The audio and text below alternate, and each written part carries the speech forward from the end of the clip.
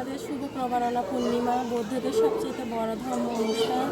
আমরা মূলত ফুল দিয়ে পূজা বন্দনা করার জন্য মন্দিরে আসছি, এই যে তারপর পূজা অর্চনা করার জন্য।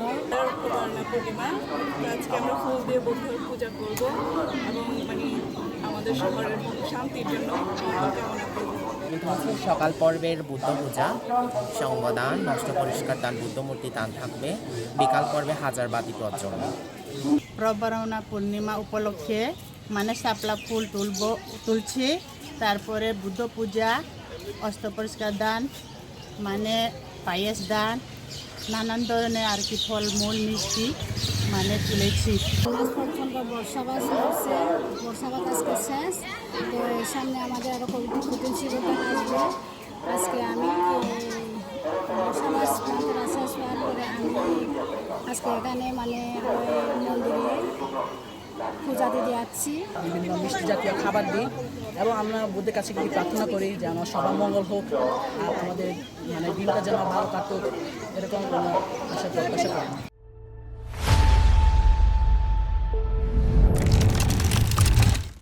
বিশ্বের শান্তি বিরাজ করার জন্য, শান্তি সম্প্রীতি বজায় রাখার জন্য, সকলের মঙ্গলকে কামনায় আমরা ভগবানের বুদ্ধের কাছে ফুল, বিভিন্ন আহার সামগ্রী দিয়ে পূজা করে প্রার্থনা করি। মূলত আমাদের ভান্তেরা প্রত্যেক বৌদ্ধ মন্দিরে যারা ভান্তে বসবাস করেন, ওখানে 3 মাস ব্যাপী এই যে বর্ষাবাস শেষে আজকে মূলত বর্ষাবাস শেষ দিন, প্রত্যেকটি বৌদ্ধ মন্দিরে শেষ দিন। আজকে আমরা সকাল থেকে বুদ্ধ পূজা দিয়েছি।